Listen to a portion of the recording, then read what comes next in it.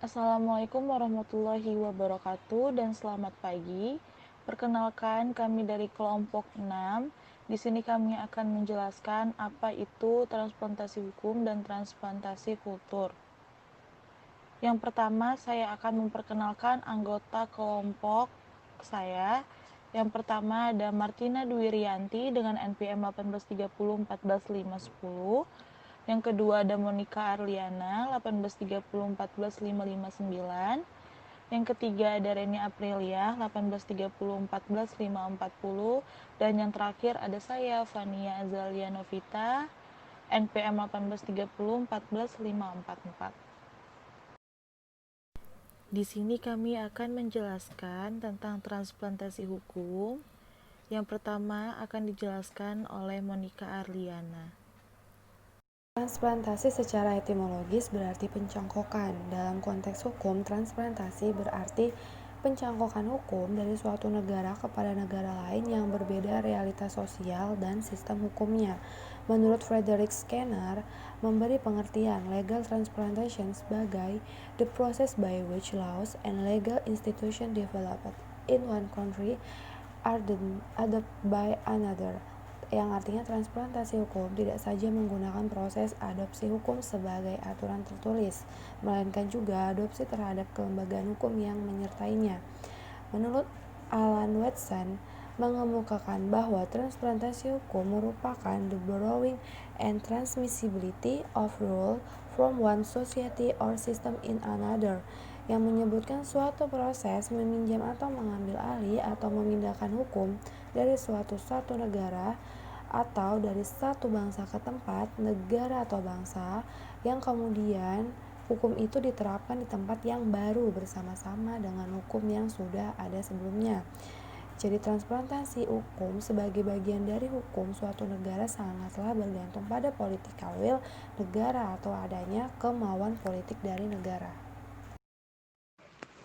Saya akan menjelaskan slide 5. Transplantasi hukum atau legal transplants telah menjadi kecenderungan dalam pembangunan hukum di berbagai negara, termasuk di Indonesia, yang dilakukan dengan alasan yang berbeda-beda dalam setiap pembentukan hukum, mulai dari upaya menyesuaikan dengan kecenderungan global atau internasional sampai fasilitasi perubahan ekonomi, teknologi, sosial, dan politik.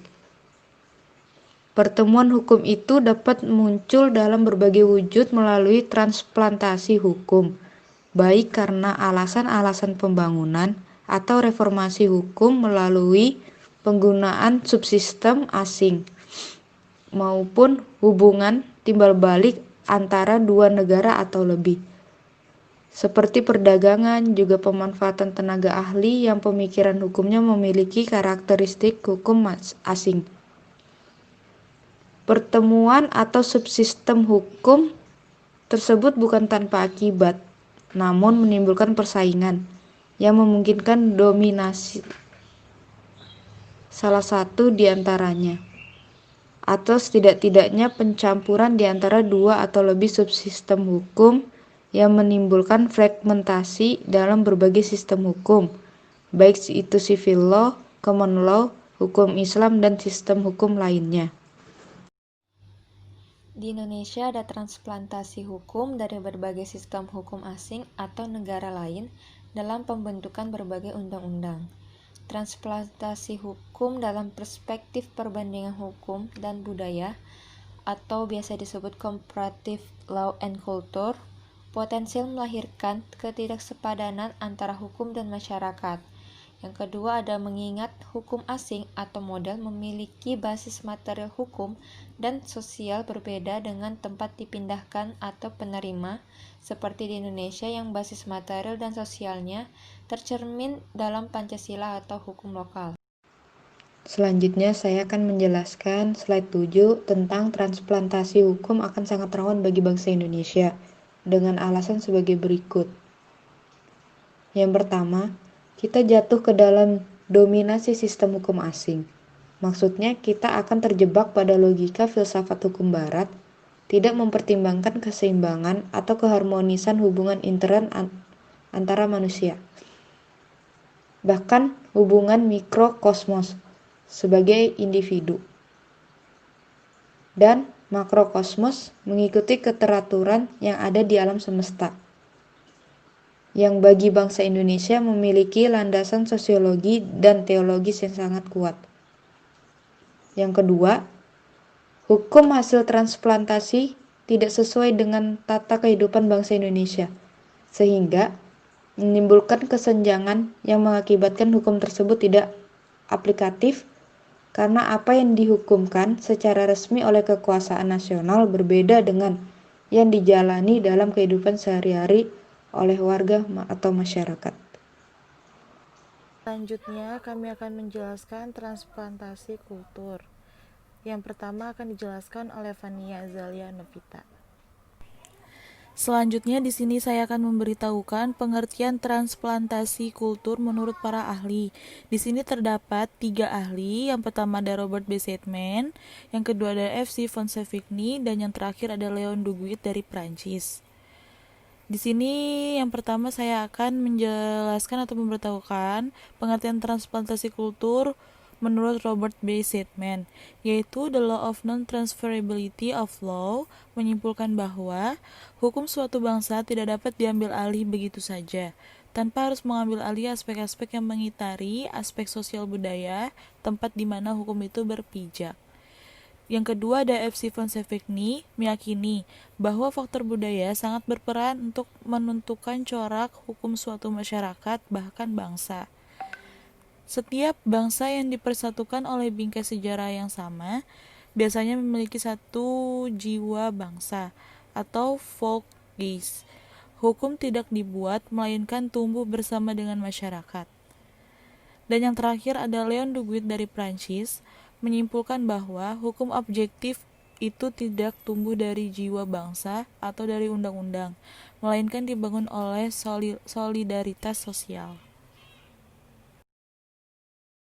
Budaya merupakan hal-hal yang dimiliki bersama yang patut dilindungi dan dilestarikan. Transplantasi hukum merupakan mengambil hal-hal yang baik saja dari suatu peraturan negara yang ditinggalkannya. Kultural adalah berkenaan dengan kebudayaan, yaitu semua hasil ciptaan rasa dan karya manusia dalam hidup bermasyarakat. Dengan demikian, yang dimaksud dengan transplantasi kultural adalah pencangkokan budaya. Budaya hukum merupakan bagian dari budaya yang lahir dari adanya interaksi sosial yang berlangsung melalui penafsiran dan pemahaman tindakan masing-masing, baik antar individu maupun kelompok. Salah satu perubahan budaya yang terjadi di Indonesia adalah budaya hukum. Budaya hukum merupakan bagian budaya yang lahir dari adanya interaksi sosial yang berlangsung melalui penafsiran dan pemahaman tindakan masing-masing, baik antara individu maupun kelompok.